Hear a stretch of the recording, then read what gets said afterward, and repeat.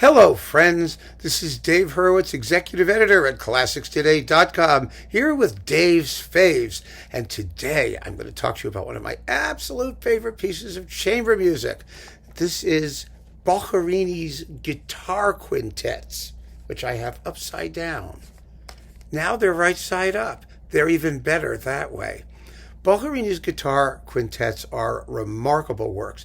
They were composed in the 1790s, and they were adapted mostly. Some of them are original, but most of the music was adapted from a contemporaneous series of piano quintets, which we desperately need recordings of because the music is so beautiful. Let's talk for a minute before we get into the details here.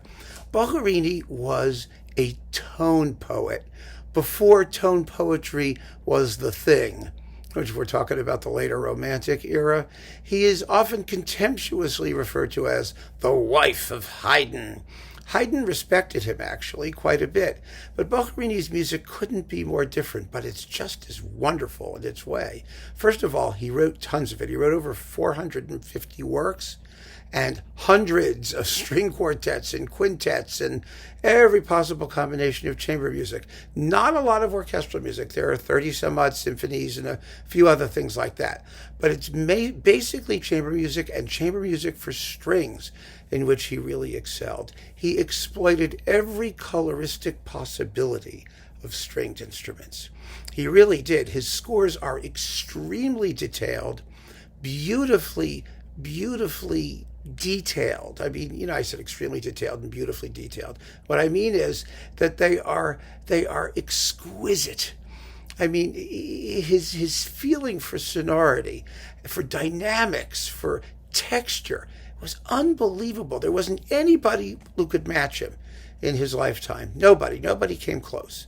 And for this, of course, he is roundly reviled because he often did not write in sonata forms and he didn't fit into the German nationalistic sense of what classical chamber music is supposed to be. Well, I say, screw that. He was his own man. He wrote his own style of chamber music. It was fabulous. It works beautifully. It is so beautiful. And its goal is to seduce the ear. It's not, sonata form, drama from beginning to end. Sometimes he did that. He could do it when he wanted to.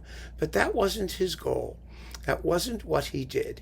He wrote unbelievably beautiful, texturally voluptuous music. He was like the Richard Strauss of the 18th century, if you want to put it that way. Really a remarkable composer, and we know so little of his music compared to what he actually wrote. Now, the Boccherini Critical Edition is in the works. His complete works will probably all be long gone before it's even halfway through. I know the people who are doing it. They are lovely people, and I had the great privilege of working with them periodically on the editions that they are issuing, including this one, which is the edition of the guitar quintets, where I had the great honor to be asked to edit the English language material in here. That is the Revisionsbericht and the introductory material, the essays and whatnot. They asked me to help them put it together, and I did, and I'm thrilled, and I got an acknowledgement in the book here in the score. Here's the score. See, that's the score of the guitar quintets. And my gosh, what great music this is. Now, this recording, which I just love, it features the Danubius Quartet with Zoltan, let me see if I can get this right because I can't see it, Zoltan Tokos guitar. They're all Hungarian musicians and marvelous musicians, and the Danubius Quartet is a shameless modern quartet, which you need to be to play Boccherini. Boccherini works best on modern instruments with modern tonal qualities because he was a vibrato guy. I mean, he notated it quite frequently.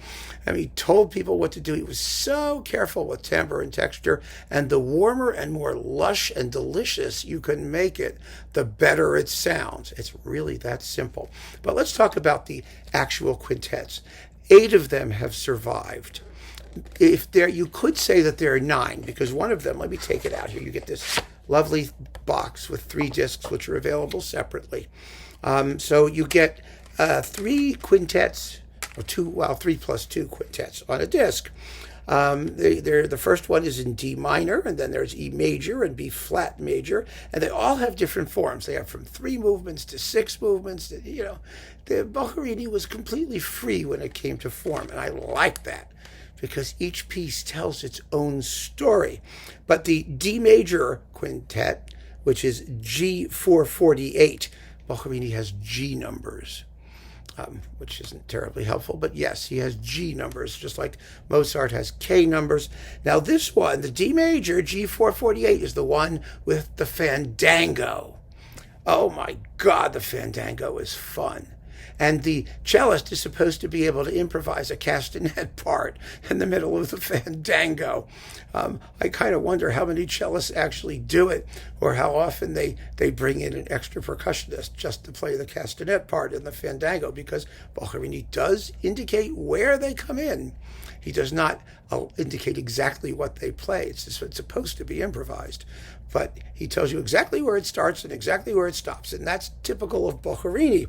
But even as beautiful as the fandango is the opening movement, which is a pastoral. And it's just the most beautifully romantic music. It's amazing. So then you get the D major quintet, which has, 5 movements. I said 6. Some of these have 6. I meant 5, pardon me. And then the G major, and let's see, disc number 3, where you get, the C major, G453. That's the quintet that has the variations on La Ritirata di Madrid. That's the retreat, the return of the guard in Madrid. And so there's 12 variations on that traditional Spanish tune. Now, evidently, according to the critical edition, which I happen to know this because I edited it, the English bit. I mean, not the music or the hard work. I just did the easy stuff, the tidying. But the actual Ritirata di Madrid, it seems, was a separate piece. It's a series of 12 variations. And it is often attached as the last movement of the C major quintet, but apparently, according to the latest research, it's actually an independent work. Whether you do it at the end of the quintet or separately makes absolutely no difference as far as I'm concerned. And you also get, in this particular series, which I think is a wonderful bonus, the string quintet in E major, G275, which comes way back. It's from like the 1770s, but it has the minuet. You know the minuet?